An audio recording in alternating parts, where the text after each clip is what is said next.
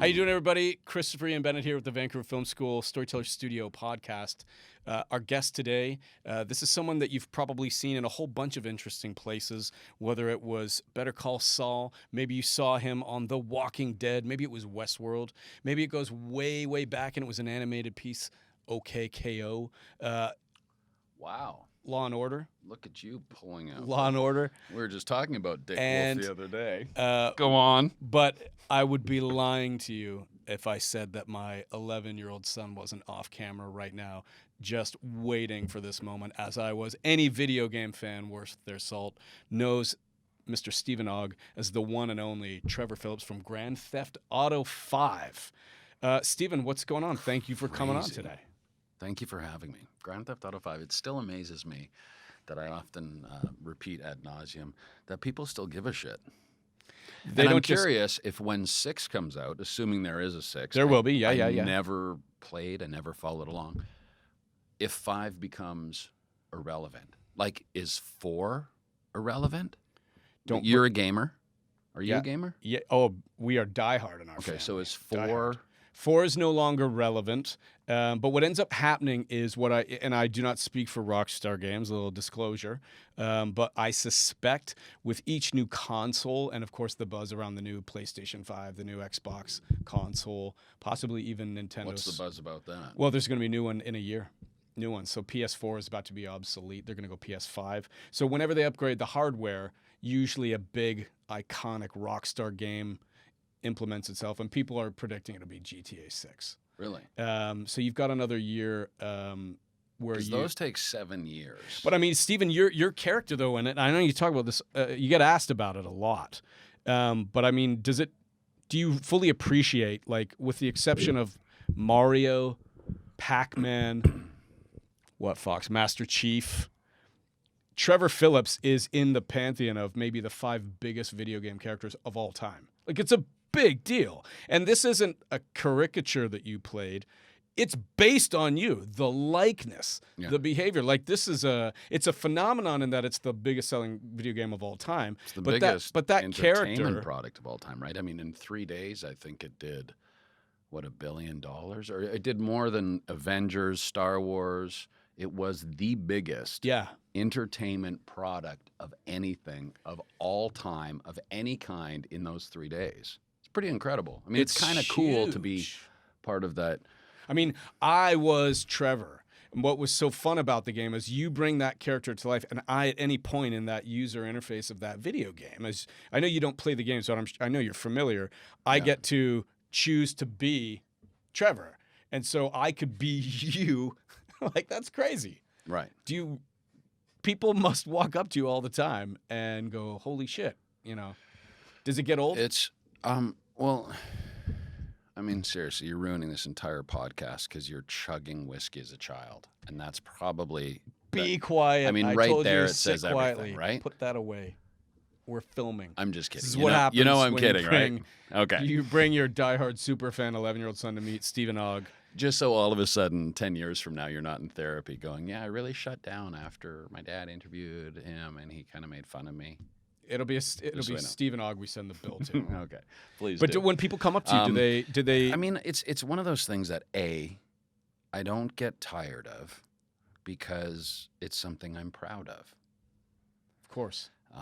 If it was, I guess like the whole voice acting thing, if I was literally just voice acting this character and it was, I was, whatever, I didn't really do anything that great, I would feel, you can stop talking about it now. Yeah. But it was motion capture and all. Granted, you do recording in the studio for the driving stuff when there's not acting involved, but it's still the commitment to that character, the commitment for everyone, for Ned and for Sean, who played the other characters, such a commitment to that in both time and energy. I've known you now for about 24 hours, and in that time, you're exhausted. Welcome to my world. There's no doubt that this man. I feel like it's been 24 years. Yeah. There's no doubt that Trevor, that character, is you. Which came first with Rockstar? Like, were you cast because there was a fairly decent breakdown of who they wanted, and you fit that bill. I mean, I just feel like you Mm. embody it so much as such a fan of the game, and I've logged. I mean, we're talking probably thousands of hours over the last 6 I years. mean, here's the thing with that, right? It's like, I mean, especially like you go on my Instagram and comments, which I don't engage with people. Why? You're so engaging? My Instagram is an art installation for me. You know, it's you do a painting and you hang it in the gallery and you walk away from the gallery. You don't hang out in the gallery going, "What do you think about my painting? What do you think about what I said or expressed or painted?" You just do it and let the people feed on what they want to feed on and get what they want to get out of it. Instagram has become for me an opportunity because my inspirations being artists, painters, and musicians, not actors. Actors don't inspire me. Some do, but most of the time it's artists. If I could write a song and put it on an album, that's what I would do. I don't. I know how to write. I like to play write. anything? I don't. I recently got a banjo. How's that going? I love the rolls they call them, like 5-2-1, 4-2-1, 5-2-1. I'm literally. Did you get like an app for it too? No, I just YouTube it. I just sit Oh, in front sweet. of Good for my you. 16-inch going. And why not And I took why a not couple ukulele lessons. or a guitar? Why a banjo? I've always been obsessed with the banjo. Yeah, I Since believe my that country about you. house, I wanted to sit on my porch and grow a beard and just rock back and forth and just not Deliverance, but just I mean the Avid brothers have always been. Scott plays the banjo, and he's always been. They actually played a funeral. Do you know the Avid brothers? Well, of course, not personally, but Okay. yes, I'm familiar with their finer musical works. With the collection. They played a funeral of Someone you knew? This is now 20 plus years ago. Yeah. In New York, and it was these amazing girls. This is again the side tangents, but these girls had, I forget the name of the disease, but they were supposed to not live past a year, and they were twins. Mm-hmm. They had steel teeth. They had surgeries every week. They had no fingers, no toes. Oh, Natalie my. Merchant recorded with them. Oh, wow. These girls were just amazing, beautiful human beings that embodied what it is to survive and persevere. And they died a week apart in their 20s when they were only supposed to live a year. Their thing was they wanted the Avett brothers to sing at their, not the funeral, but at the, whatever the celebration of life. Yeah, I guess let's call it that. Yeah.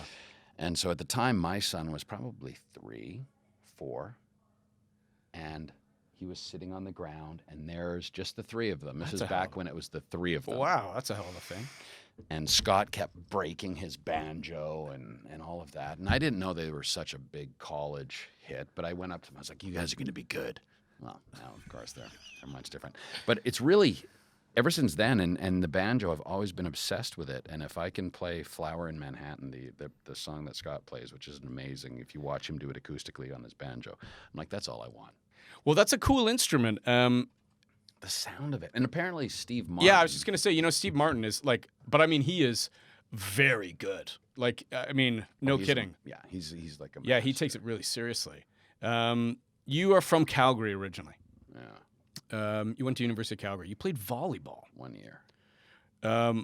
And now you're an actor. What happened? Why aren't you a pro volley? You're in great shape. For those of you who are watching, you can't tell. He dwarfs me by probably a good 1.5 feet. You look like you were built for sports. You're looking after yourself. Why volleyball? Would the volleyball playing guy have been surprised where you are today, Steve? Well, I was a runt. I think it was TSN when I played one match that TSN televised, and they were questioning the coach's decision to have me play because I was 6'3". That's cool. I'm just a tiny little runt. Of course. Volleyball and athletics. I mean, talk about acting and the. We can make this analogy between acting and athletics regarding sort of, as Guns N' Roses says, get in the ring, motherfucker. I want to kick your sorry little ass. It's that same thing. It's the competition. Yes. I acted before volleyball. I did theater growing up in Calgary. I did, and I have no idea why, in elementary school, Eugene Cost, Eugenecoste spells Eugene Cost. Eugene Cost. It's such a ridiculous theme song for a school. Proud of all the people that are in it. You're a little shy when you begin it. Such a disturbing school song. But anyways, we had that, and I did Betty Boop. I dressed as in drag. And what grade was this? Elementary. So elementary is what, grade 1 through 4 or 5? Sure, yeah. Yeah, even up to like 7, 8. But so theater was your first love. So I did that. Yeah. And I did theater, and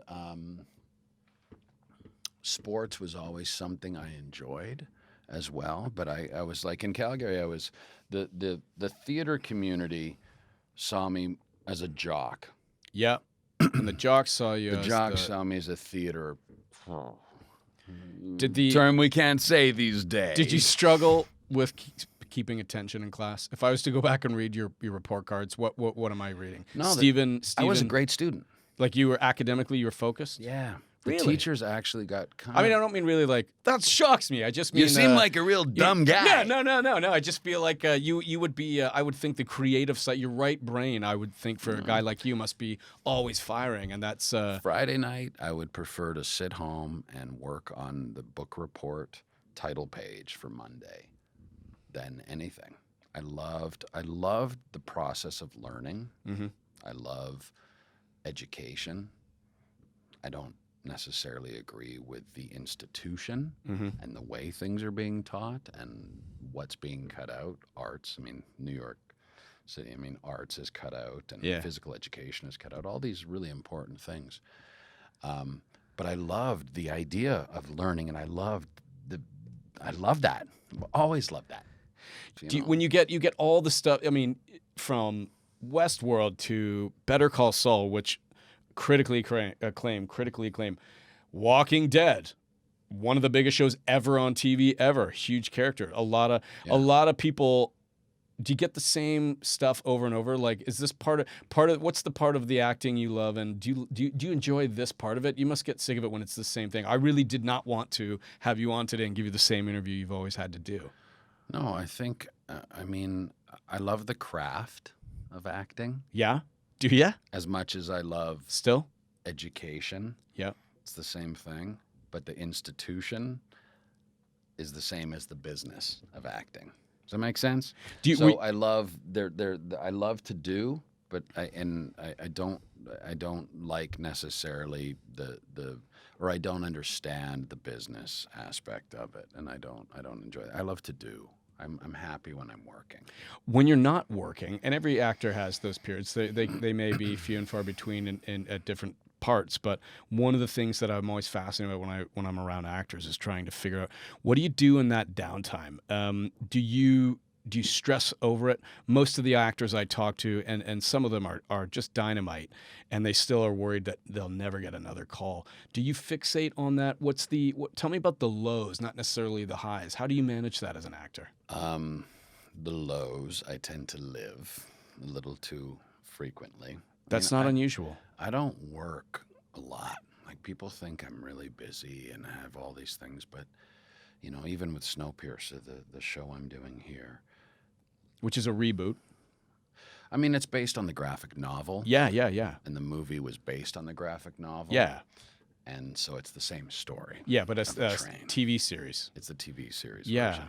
What a cool story it is, too. It's an incredible story. And But take me to the lows. You live them, and you don't work as much as people think. How do you get through that? What do you tell yourself? How do you erase that when it's time to get down to work? What's your trick? Well, when I get down to work, it's great. I mean, I always say, when I recently did something on the show and people were very complimentary, and sunshine up the ass always feels good. Yeah, of course. And it was someone who was a fan of the video game.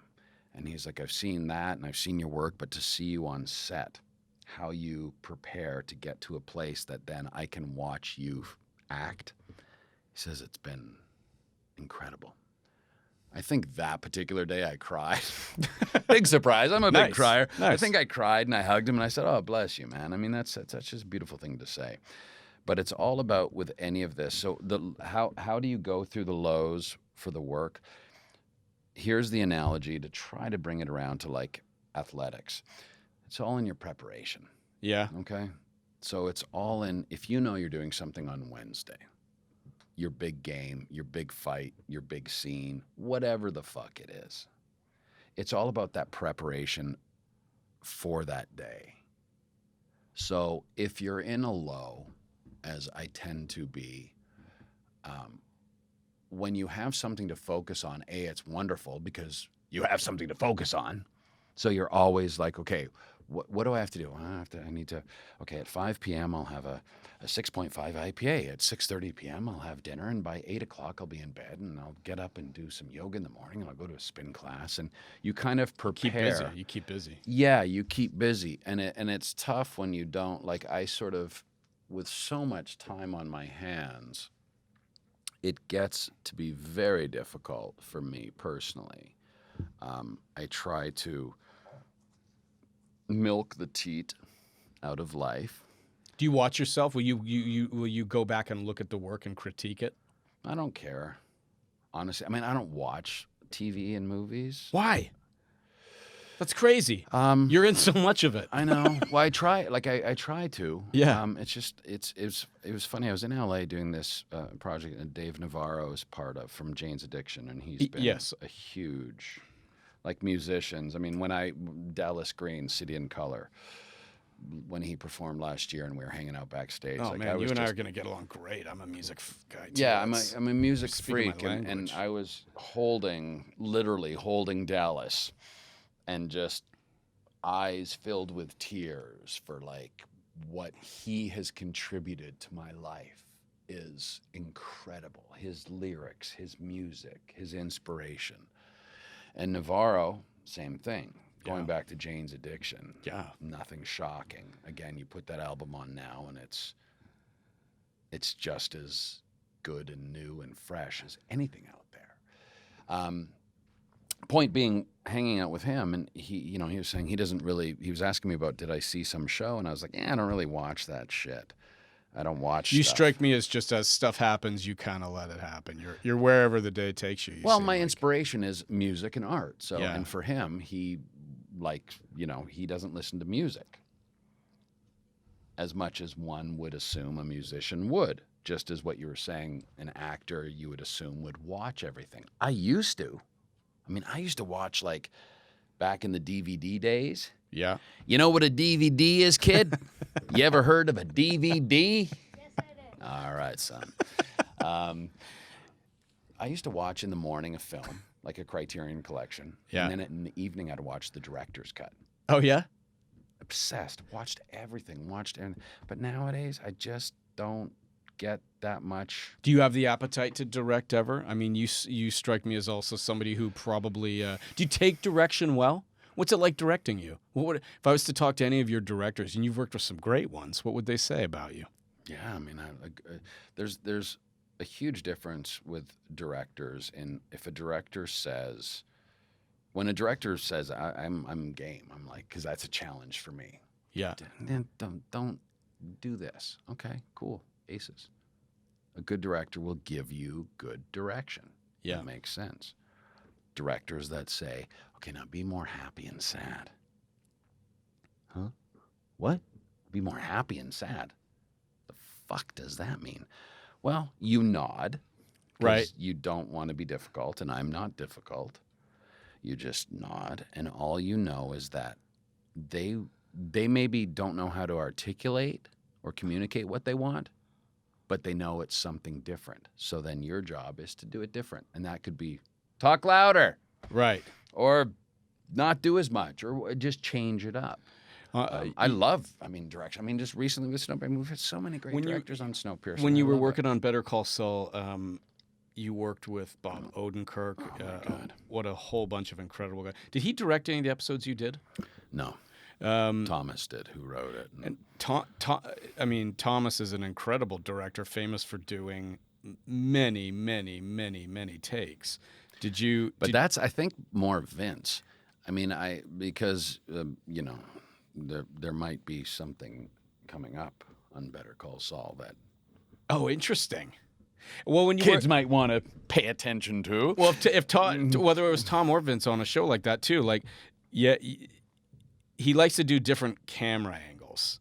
Do you find that's a director's trick, or is that a cinematographer's trick? Like, how did you like when I say a lot of takes, I've read that he could go like 20, 30, 40 takes. Is that true? Yes.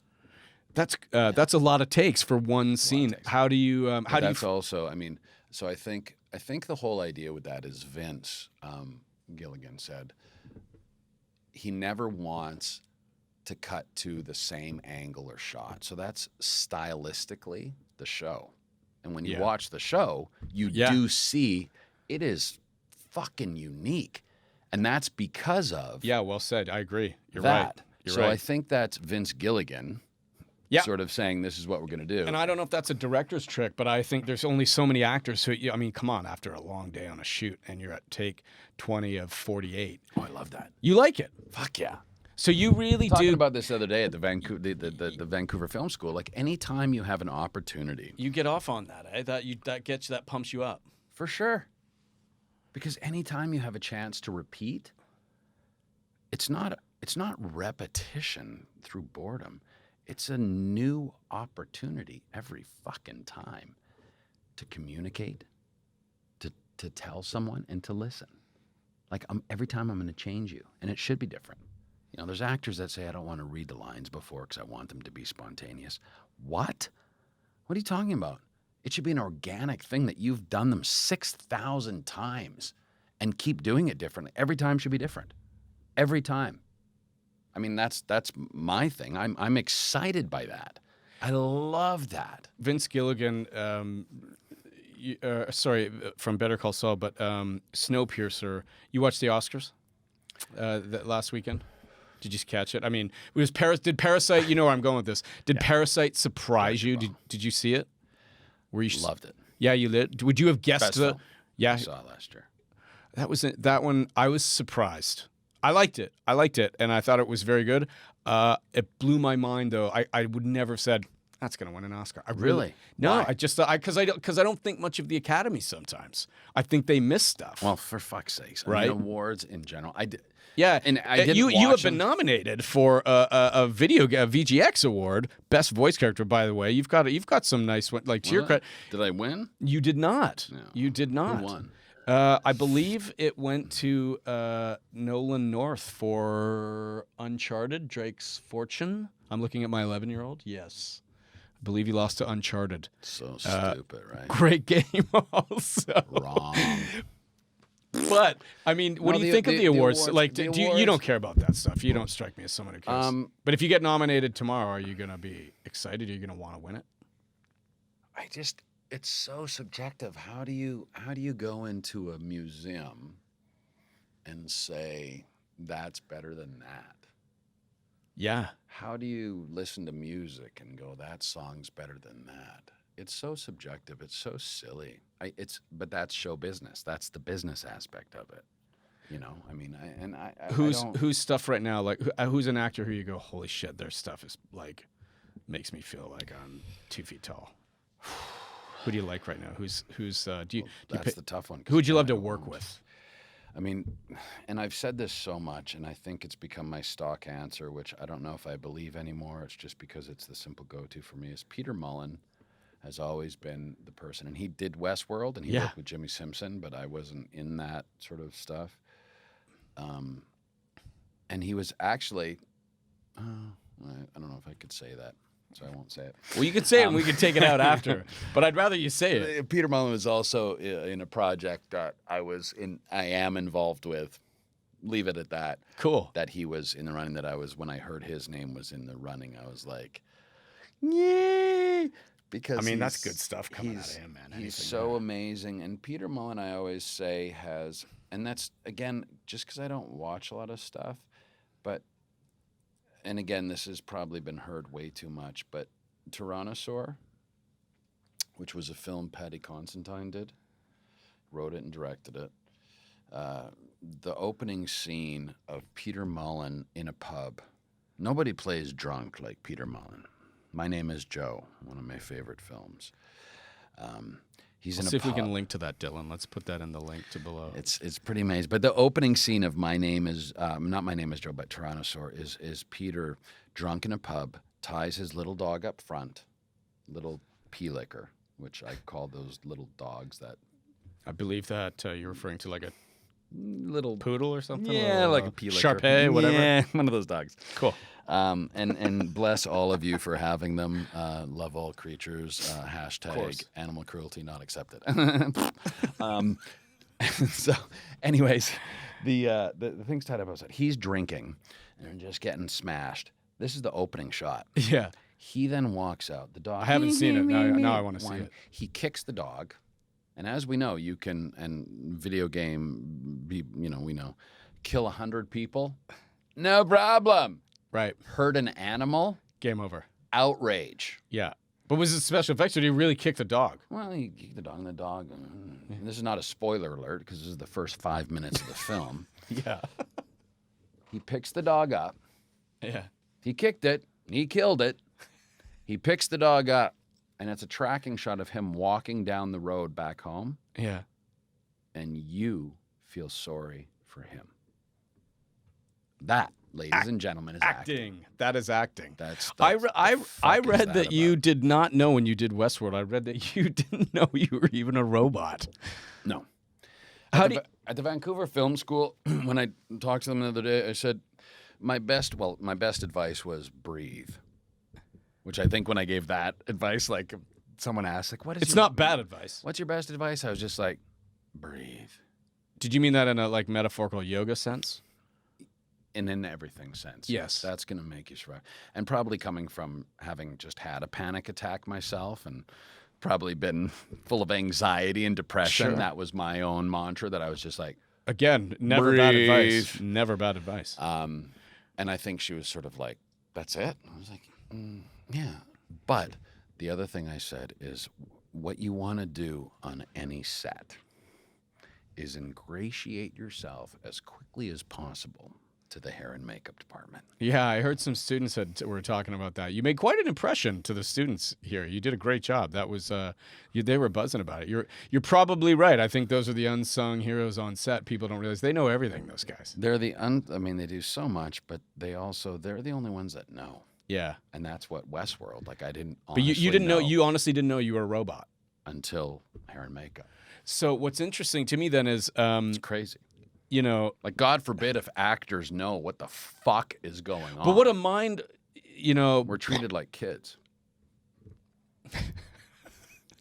I just think did that change your method or your approach to the character when all of a sudden, or is the whole idea, no, I mean, you're not, I mean, neither in reality nor in Westworld did you know you were a robot. Doesn't matter. Yeah, I guess it doesn't, right? So maybe I just sort of answered my own question. Yeah, it truly doesn't matter. There we go.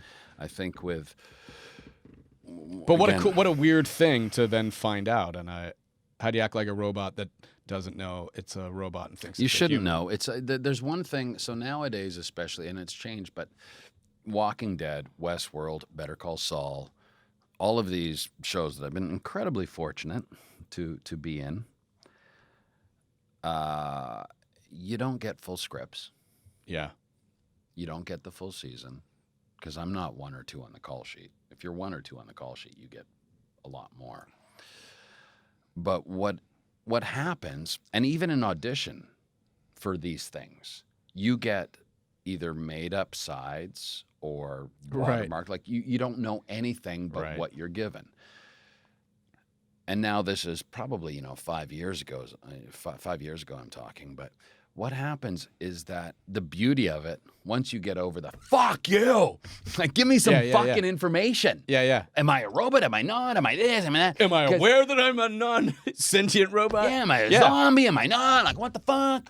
Am I a savior? Blowing out the sound. I'm sorry about that. But what it does is once you get over that frustration, is talk. I can only imagine. Talk about what acting is and what it should be as being in the moment, right? So what you end up doing is only having that moment. And it goes back to like my acting coach in New York City is say the line, like not like communicate that line. That's all you have. You don't know your backstory. You don't know what's going on. It's kind of Buddhist acting. You don't know what's fill it behind, in you like a don't lot know- of people? Like some actors fill it in and they create all of it. You create your character on Walking Dead was one of the few that wasn't in the comic book, so you Correct. didn't have source material to go back to. No, Does it matter to Stephen Ogg? no. I didn't. That's interesting. Because, again, case in point with it is that you're truly in the moment of finding out what's going on. Yeah. And oh my God, what a beautiful thing that is to be able to not know where you're going. It's frustrating, and again, after you get your Sure. things untwisted and you accept it, it's so beautiful to be able to just be like, okay, what are we doing right now? You're very pragmatic about that, and I think I like the way you articulate that, Stephen, because I have a ton of respect for who doesn't, for Daniel Day-Lewis, right? Full Method, whatever. But I always wondered. I mean, your character on Walking Dead, Simon, I believe was a mortgage. It was supposed to be, you were supposed to have been a mortgage broker before the apocalypse happened, something like that, a realtor. I mean, Scott Gimple and I kind of talked about sort of the whole Glengarry, Glen Ross. Does it matter to the extent, like, if this is the scene where you and Negan are going to go toe-to-toe, does it matter if you were a carpenter or a mortgage broker? Like, I don't know if at the audience, No.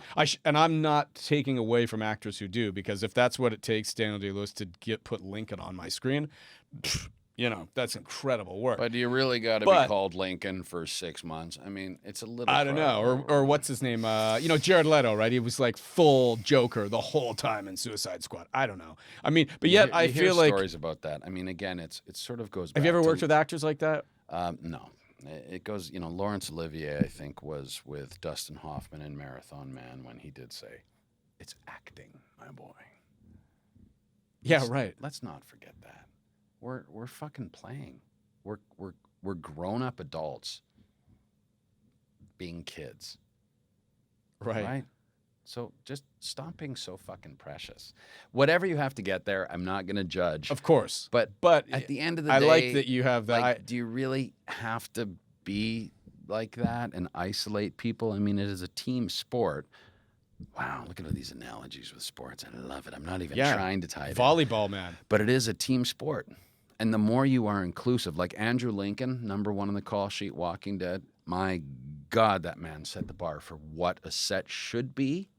I don't care if you're a zombie. True professional, eh? I don't care if you're a guest star. I don't care what you are. We are all in this together, and we all make this better. And if I treat you like shit, what's the point? Which, Good guy to work with?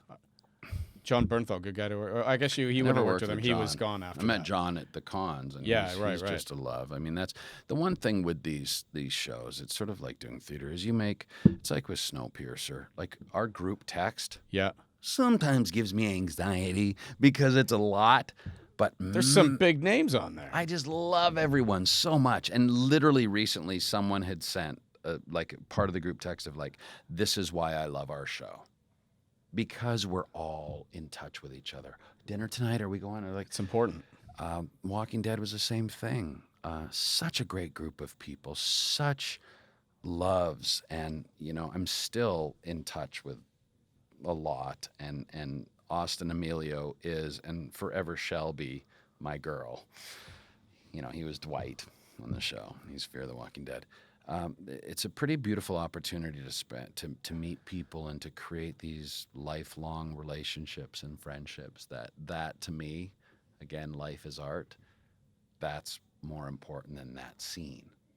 Or when we acted together. Do you remember when we acted our pants off? Yeah, let's talk for a minute about zombies for a second. It's getting pretty gory. Like there was some pretty really heavy stuff in terms of the gore on these zombies. The bar is, Greg Nicotero, man. Fucking genius. I guess you would have to call him a genius. It's gross, but at the same time, it's brilliant.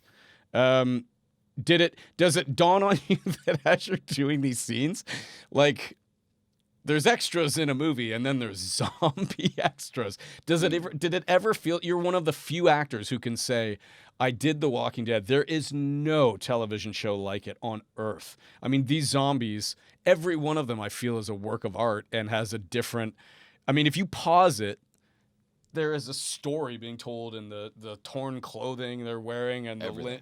Right? I'm not exaggerating, right? Like he took it that seriously, didn't he? Yeah. Did it ever feel real?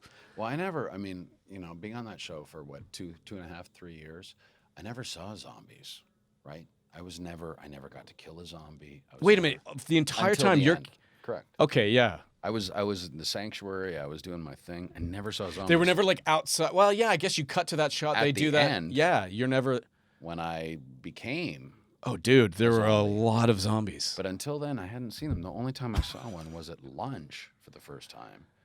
When you go to the cafeteria and fucking someone's sitting there and you're just like, dude, I can't eat next to you because it's so gross. I know. It's disgusting. Crazy. But I never got to see them. I never got to hang out with them. I mean, they were always incredible because And like they're famous in- people have wanted to do it. Like it's either you're in like I think Prince Harry and Prince William were in Star Wars. They were stormtroopers, and that's the new thing now. Really? If you can be an A-list celebrity and just Who's the one now living on Vancouver Island? Is that Prince? Harry. Harry. Yeah, and So lots maybe he of people. could be on Snowpiercer. Daniel Craig was a stormtrooper, right? Todd, was it Daniel Craig? It was Daniel Craig. Tons of these guys have done Star Wars. Todd knows everything about this stuff. Really? Yeah. They just wanted to be in the film? Yeah, and celebrity like big A-listers just want to be in Walking and be a zombie. It's like the thing now. Really? Yeah, I didn't know that. yeah. I would like to do it if there's anything you could do. Yeah, there's nothing I can do. Yeah, well, I had to ask. I had to ask. I'm number 686 on a call sheet, so. It's a really quite a show. Do you feel like you'll be an actor for the rest of your life? Is this it for you? Or in this industry? Rick Moranis making a comeback after 25 years. Not that I think you and Rick Moranis have anything. But not that he ever went away. He Yeah, was he just did. doing He other took- stuff. Did he? Did he Yeah, quit? yeah, he was gone. Yeah. He left the business. Well, I quit and for 6 years to build a house. So that's an extended hiatus. But did you know you were coming back? I will say this, and this is possibly once you send me the edit, I'll be like, yeah, let's not fucking put that in. No problem. But I did have lady friend. Don't look at my 11-year-old. trying to He say, doesn't like, know. It was a friend that was a girl. Yeah, yeah. And it doesn't always have to be a girlfriend. It could just be a friend that's a girl. Yeah, you would say I have a friend who's a girl. Okay. Thank you. I had a friend that's a girl. The simplicity of Who being said to 11. me once, it always feels like you're sort of 1 foot's in and 1 foot's out. And I say that just as an analogy of acting too. I think there's truth to I have 1 foot in and 1 foot out. Sometimes I'm always thinking that's it, I'm done. I just want to. Would you? I feel like you'd escape miss and it. What would disappear. you do? Would you not miss it? You look to enjoy it so much, and the roles you play, you inject so much of love yourself. doing. I love the work. I love Yeah. the work so much. I don't know what else I would do. I'm collaborating with a couple people with making IPAs, which excites me. Yeah, good for you. That's creative. Yeah, and I'm working. I've been worked with these artists in LA. Graffiti artists. Not even. I shouldn't say graffiti artists. They're artists. I enjoy doing that. Ideally, I would love to work 2 to 3 days a week acting on a show. And I think I would be probably a different human being just for being able to have that opportunity to work Yeah. consistently as opposed to 2 to 3 days a month. I don't know what else I would do. I always think, though, that, again, 1 foot is out, 1 foot is in, just in that. Do you bring that approach? Is the audition process for you? I mean, I say this almost every time we have an actor on the show because it just blows my mind. I mean, no other career path in the world really requires you to have a job interview before it every time. And the odds are overwhelmingly high you won't get the job. Correct. And yet you persist and you want to continue to do it. So there must be such an overwhelming love for it when you do get the job. Do you invest yourself Or- heavily in the audition process? I mean, there's, I haven't auditioned for a while now, which I have. That means you're doing pretty good. No, not because I'm having offers. Trust me, if you would be a fly on the wall yesterday talking to my manager, you wouldn't be saying that. I would love more opportunities. I don't mind auditioning. It's nauseating and tough, but I don't care. I love it. I just want opportunities. Like, I will do whatever. Like, I love auditions for the opportunity, not necessarily the process, because I get quite bleh. They're terrible. But I think it's, man, I mean, I do love acting, and I love to work, and it's a tough business to keep in, but it was, I think, was it Judi Dench? Dame Judi Dench, I was about to say Dame. I think it was Judi Dench or Helen Mirren, one of those. Both exceptional women, right? Of talent. Whoever it was incredible. And I think it was Judi Dench. That's why I was like Jane on Dame Judi. Said if you have nothing to fall back on, you can only go forward. Sure. And I sort of used to believe, oh, maybe I'll just be a Renaissance man and be a little good at everything. But no, you know what? If you have fucking nothing to fall back on, and at this point, I'm 48, 7, however old I am, 48, 53, 68. But if you have nowhere to go, you just keep going, because what am I going to do now? you're a parent, Home Depot. You're a parent. If I came to you and I said, "Hey, man, my kid wants to be an actor," I mean, you get students and people all the time. Yeah, and I say, I'm worried. Would you talk them into it or talk them out of it? Like what? More so, I think nowadays than ever. What's the secure job? Right. A nurse. My sister was a nurse. She works in palliative care now, but in Alberta, they just fucking cut thousands of jobs. Nurses. Teacher? What? No. Like, what job is there that is secure? Tax collector. Lawyer. Probably. Because they'll always be bottom-feeding fucking catfish. Sorry. We're leaving that one in. We're leaving that one in. Did I make a comment about lawyers? Actually, we have the head counsel, chief legal counsel for Paramount coming in after you, but don't worry about it. But no, you're right. Nothing's Nothing's secure. My only thing I would say, maybe that's the myth of acting, is that it's no less insecure than anything else. It's so stupid. Right? Oh, I would never encourage my child to be an actor. That's a terrible business. Okay, so I'm sorry. What is a good business? That's what my response would be. Right. What is a sure thing nowadays? There's nothing. Nothing. I mean, my only thing would be like, can anyone act? I know your position on education. I know you believe it's important, but are great actors made or born? Well, I mean, you can make a great performance,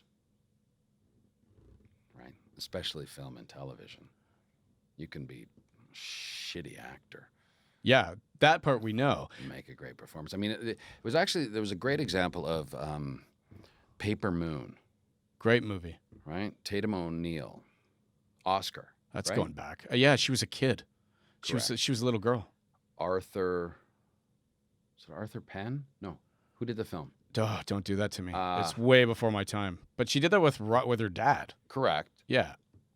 Fuck. Who was the... All right, this is where we cut while I check IMDb.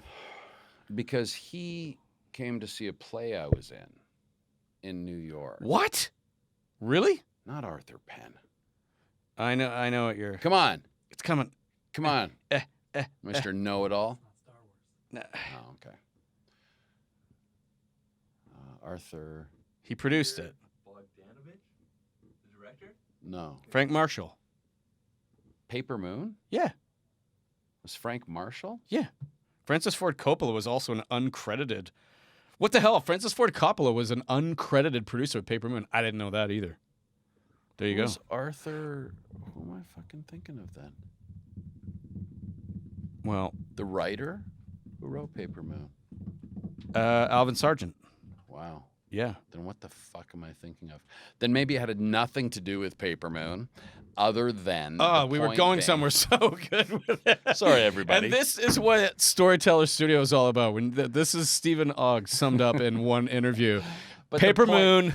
The point being with it, it was Arthur Penn. It was a very famous because I couldn't. We were walking down 7th Avenue, 23rd. And he went and saw you in a school play? No, I was doing an off-Broadway play. Can you sing? No, I love to sing. Can you dance? No, I'm a one-trick pony. But point being that we should clip together for the performance and what can be made is that what he was saying regarding Tatum O'Neal in that is that she would have 47 or 48 takes. Yeah. Ryan O'Neal, 1 or 2 takes. Really?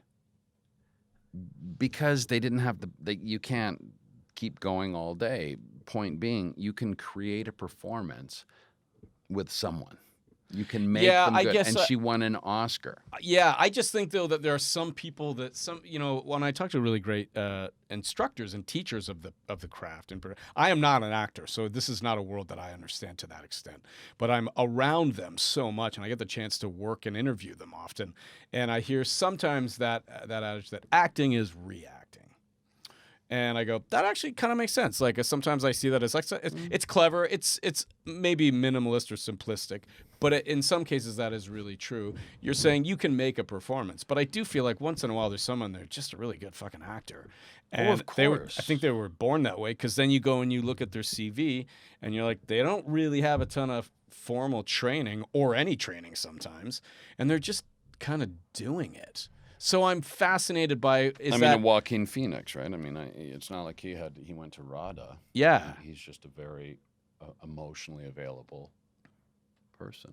And that's why I say life is art. Yeah. If you work on your life and you work on being emotionally available, it's only going to help you in acting because you're going to be open. Acting is reacting, and there you go. You're open to it. You should have your own podcast for sure. I would say to you, if I was your manager, if I was like the way you see it, and so many podcasts now. There's so many. I mean, I've done your own so show, many website, podcast, probably a dumb word for it. Your own series. There's an appetite for great conversations forever, which is why I love to do this stuff. Always. I love to chat. I'm a big fucking blabbermouth. But I mean, I have read so much of your interviews and watched as much as I've consumed a lot of it. When we knew you were coming on the show, I do a lot of prep, and like you were made for that. Gian Gameshi. That. Oh, is that terrible? Is that a terrible reference? It's especially in Canada. It's not the one. Not allowed to say that. I'm not looking for Peter that. Mansbridge. Knowlton Nash. Very Knowlton Nash of you. You don't even know who Nobody they are. knows. You were not even no born. one knows. Anyone in this room that was knows. a very old. I would be content for people just to go. If they think you are as interesting as you are, then I've done a good job. But I also think the trick of it now is getting in there every time and trying to find something. Like we call it the Storyteller Studio because we would like you to get caught up in all the alleys and sidebars you can take on which you like exemplify. Yeah, well, I don't think you need this to. This is like should have been called guide me Stephen there. Ogg Lane, which is just every exit to the left or right. I was of saying you. coming in here, I was like, "Fuck, how am I going to talk about this?" Because I just ran into a friend that I haven't seen in 20 years, and Will built you a country house with me. And but straight up, you're a great actor. You're very good. Do you think you're a good actor? No, honestly, like I know I'm good at what I do. How? So I guess that would be. Why? By what measure? Because I have an abject focus, and I'm very myopic in my work. When I come to work, I'm fucking here. I'm so present.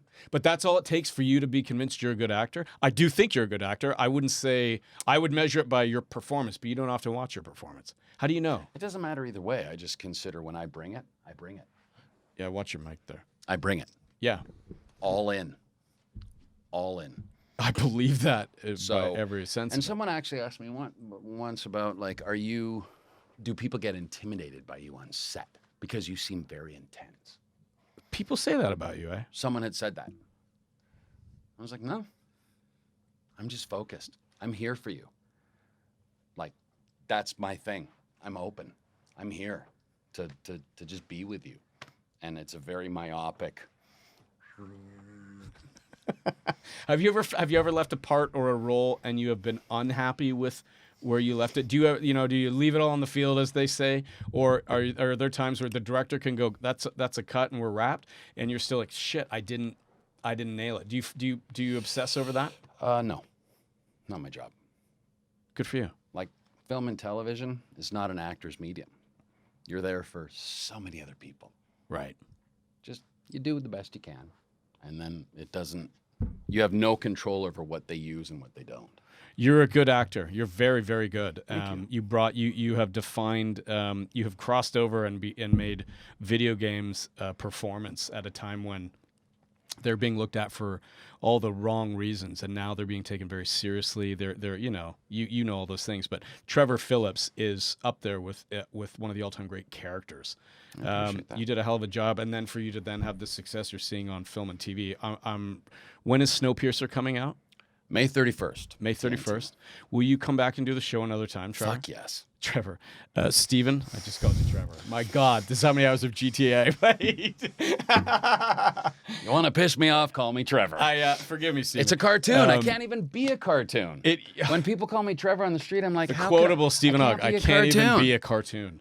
I can't. You're a human cartoon. Yeah, but I can't be a cartoon, so there's no way I could be Trevor. You are animated, my friend. We love you at Vancouver Film School. You always have a home here. We hope you'll come again. The students, I mean, I have not seen this kind of buzz, and we've had some incredible actors here Since Matthew Illier. all the time. Since Laurence Olivier. No. What's Descendants, wonderful man. Matthew. Oh, well, Matt Lillard was here. Matt Lillard. You're talking about, yeah. Matthew Illiard. I was like, no, Matt Lillard. He's great. He's here. We had Gabrielle Carteris was just here the other day. Union's president. Is she I'm assuming she's your president. Mm-hmm. Yeah. Well, yeah. I mean, I'm part of the union, so she's my president. Yeah. She's great. We have all sorts of them. They're always walking those. You, my friend, you have lingered. There is something in the air, and it's good. It's really good. Thank you for coming in. It's all that kale. Yeah. I want you to enjoy the craft beer. Come back and do the show again. Ladies and gentlemen, the animated and the always fascinating Stephen Hogg. Always fascinating. Thank you for coming. Thank you.